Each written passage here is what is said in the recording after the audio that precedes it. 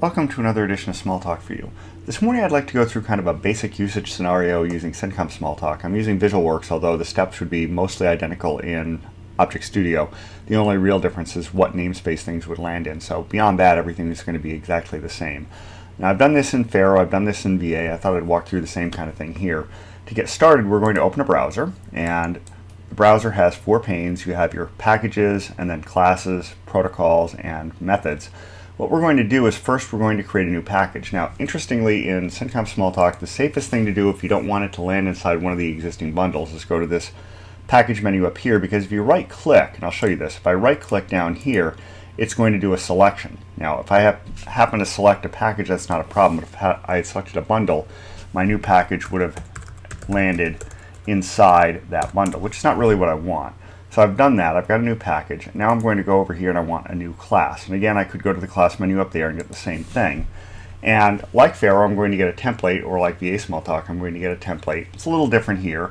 I'm going to call my class counter, and then I want an instance variable called count. And if I hit OK, it's going to generate a bunch of code for me. Notice that it generated the accessors for me, it generated an initialize method, and more importantly, it generated a new that will call my initialize. So I don't need to set all that up, it's already done for me. All I really need to do is come in here and say, well, I better make sure the count is set to 0 to begin with, so I'll hit S on that. And then I need to go ahead and add an API method, because I want to have this thing do the same kind of thing I was doing in the other products. So let's say add 1 self count plus 1. We'll hit S on that. And we'll add a new method. Now notice that to get a new method, I don't have to get a blank template. I can just start typing over the existing one. And as long as I change the title of the method, it's going to give me a new method. Whereas if I were to go in here to add 1 and say, let's change this to 10, which is not going to be something I'll keep, notice it kept the same method. So let's go ahead and change that back. So I can either edit an existing method, or I can go ahead and add a new method. Now I've been hitting S. If I make a change and I want to actually see what's happening, notice that there's an accept right here. So I can go to accept, or if I were on Windows, it's Control S. Mac, it's S. So in any case, that's how you accept the method.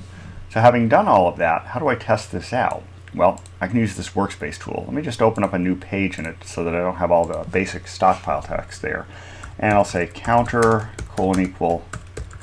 counter new, and then counter add 1, and we'll just inspect all of the results of that, and we'll see what we get.